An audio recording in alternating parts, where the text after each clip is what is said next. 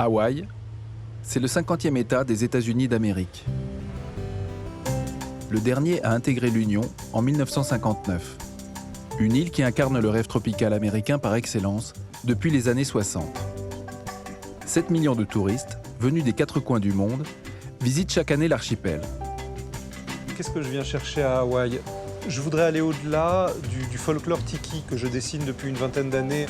Des caricatures de vaïnés, de marins, de sirènes, parce que c'est ce qui me fait rêver, parce que c'est ce dont j'ai envie. Et j'ai envie de creuser.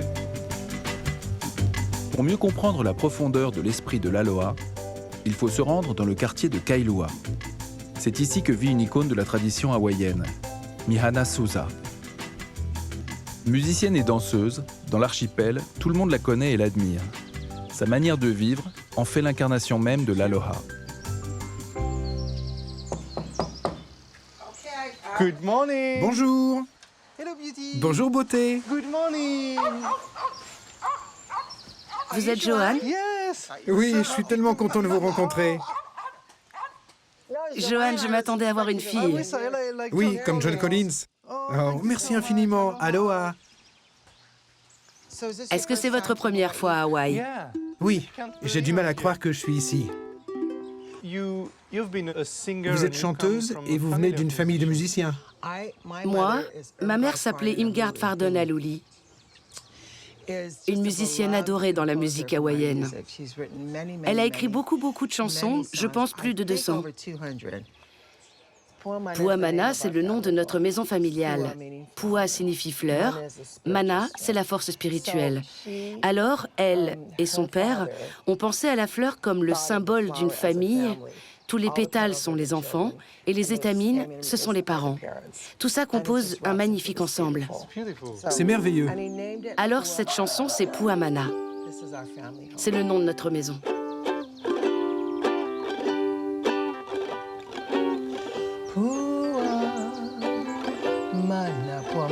Pua Mana, c'est le nom de notre maison. Mon foyer à Lahaina.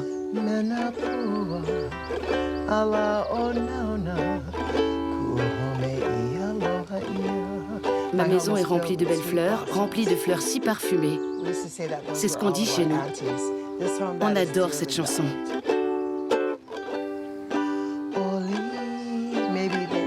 Que ma maison se remplisse de joie.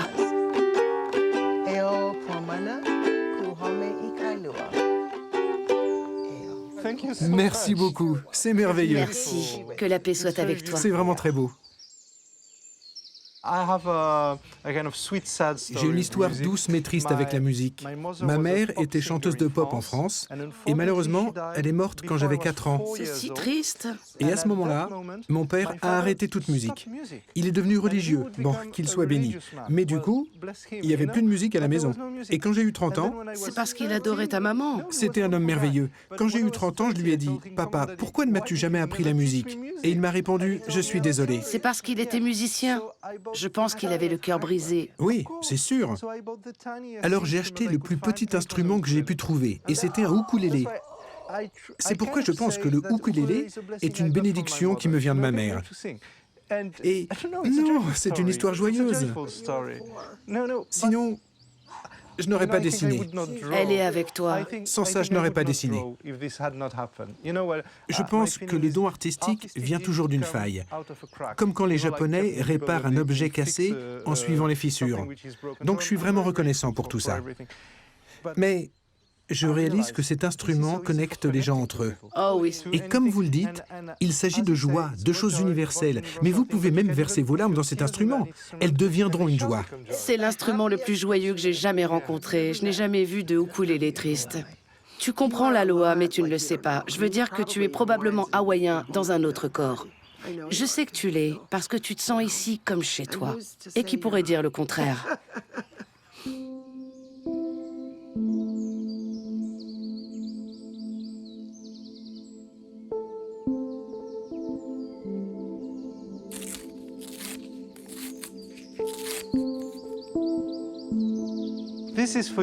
C'est pour toi, inspiré par ta chanson.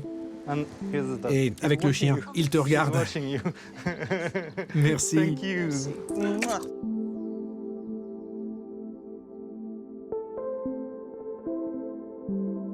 Je regarde Hawaï avec beaucoup de curiosité. Évidemment, je vais le tirer vers mon credo.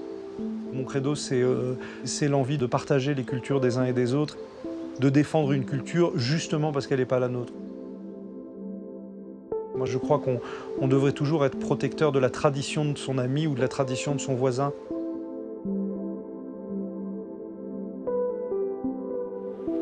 Hawaï est une terre d'accueil qui, tout au long de son histoire, s'est enrichie d'autres cultures venues d'Europe et d'Asie. Une culture hybride, dont le maître mot est Aloha. L'Aloha, c'est une philosophie, une manière de vivre, un mot aux nombreuses significations. À la fois bonjour, adieu, mais c'est aussi bien plus que cela. Une quête d'harmonie entre les êtres, le respect de l'autre, la compassion, une ouverture d'esprit bienveillante qui favorise les belles rencontres. À Hawaï, l'Aloha ouvre le champ des possibles. Je m'appelle Herb Otta Jr. Je suis né et j'ai grandi ici à Hawaï. J'ai commencé à jouer du ukulélé à l'âge de 3 ans. Je suis musicien professionnel depuis près de 45 ans maintenant.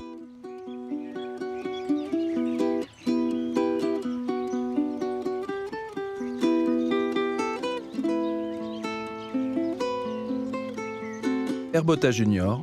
est l'un des plus grands virtuoses du ukulélé. Comme son père avant lui, il a repoussé les limites mélodiques pour en faire un instrument de concert.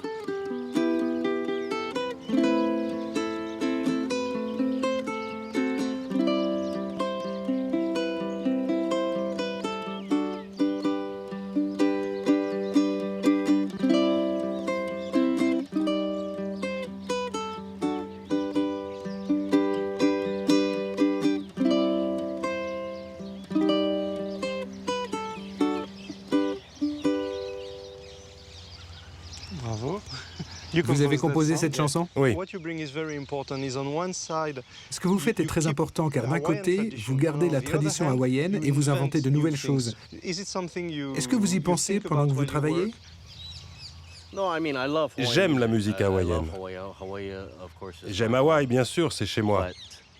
Mais je pense que tous les musiciens avant moi ont prouvé qu'on pouvait jouer tous les styles de musique sur un ukulélé. Je pense juste que la musique apporte de la joie, en particulier la musique hawaïenne. Chez les gens qui jouent de la musique hawaïenne, il y a un certain calme qui se dégage quand vous les écoutez. Vous voyez? C'est du pur aloha, c'est de l'amour. Je ne sais pas comment l'expliquer autrement, c'est le pur aloha.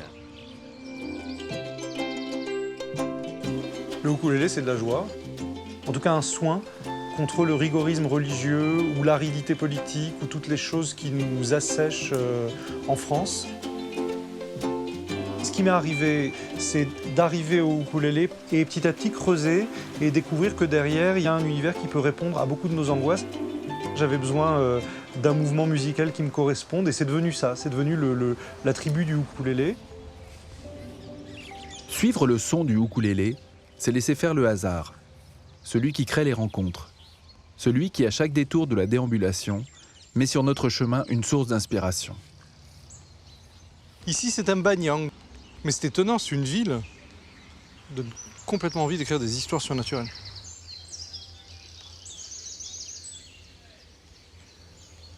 Ce qui m'aide à le dessiner, c'est que je pense aux 3 matières très physiques qui le baignent souvent. La première, c'est la lumière, on la voit maintenant et elle le sculpte d'une certaine façon. La deuxième, c'est la pluie, en cas d'averse. Je la vois pas, mais j'y pense. Je me demande quand je le dessine, comment fait l'eau quand elle traverse ce truc. Et ça m'aide à dessiner.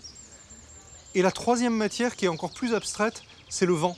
C'est un arbre qui ne doit pas beaucoup bouger avec le vent, mais tout de même, je l'imagine caressé par le vent. Là, on est dans une architecture dépourvue d'angle, dépourvue de ligne droite. Ça a beaucoup à voir peut-être avec l'improvisation musicale, c'est-à-dire on a quelques lois mélodiques, quelques lois rythmiques, et on se promène dedans tout en s'y tenant. Si on avait une espèce de free jazz végétal, ce serait le banyan.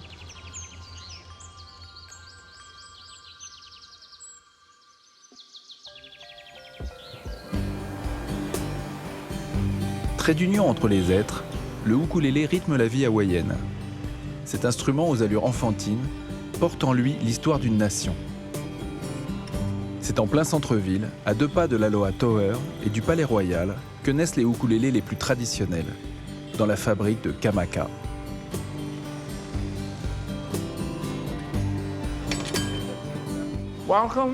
Bienvenue.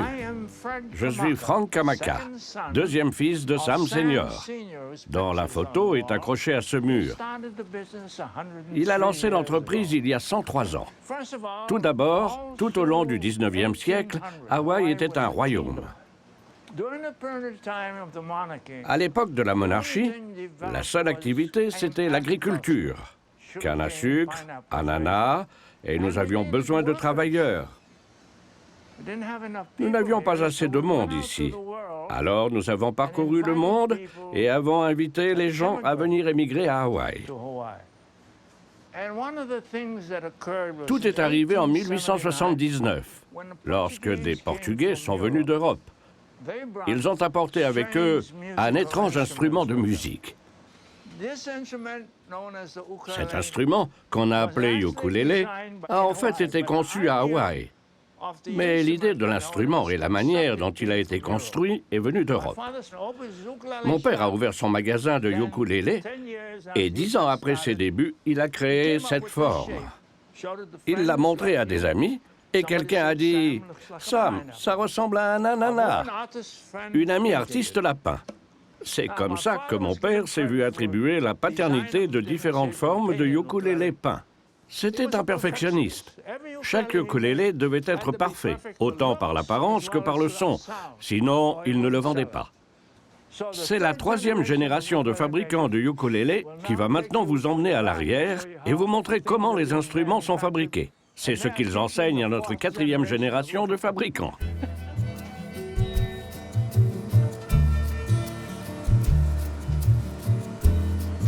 Tous les ukulélés Kamaka sont fabriqués dans cet unique atelier familial d'Honolulu. Un lieu sacro-saint pour les passionnés de ukulélé du monde entier. Nous produisons entre 16 et 18 ukulélés par jour. Cela représente entre 3500 et 4000 ukulélés par an. Et du début à la fin, cela prend environ 10 jours, donc environ 2 semaines pour finir un ukulélé. Cela comprend tout le temps de séchage et tout.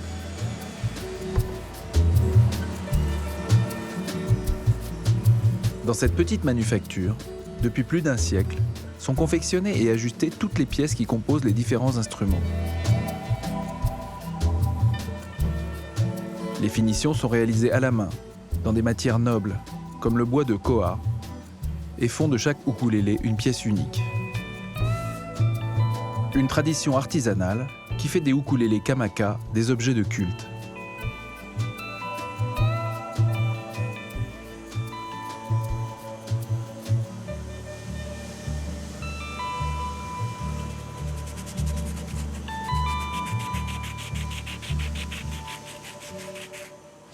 Quand le ukulélé est complètement terminé, il part dans ce coin là-bas où est assis Chris Kamaka. C'est lui qui procède à la dernière vérification de chaque ukulélé avant qu'il ne sorte d'ici.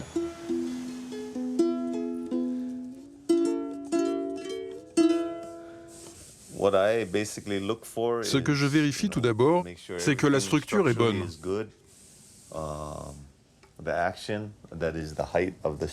Que la hauteur des cordes au-dessus de la touche est correcte. Que l'instrument est confortable. Qu'il est agréable à jouer. Kamaka a inventé le timbre original du ukulélé. Un son unique qui fait que l'on reconnaît les instruments qui sortent de cette fabrique dès la première note. Cela est dû au fait qu'ils sont traditionnellement fabriqués en bois de koa, un arbre sacré, une sorte d'acacia précieux que les luthiers font venir de Big Island. Johan est tenté de suivre ce fil, de s'immerger plus profondément encore dans la culture hawaïenne. Il s'envole vers Big Island.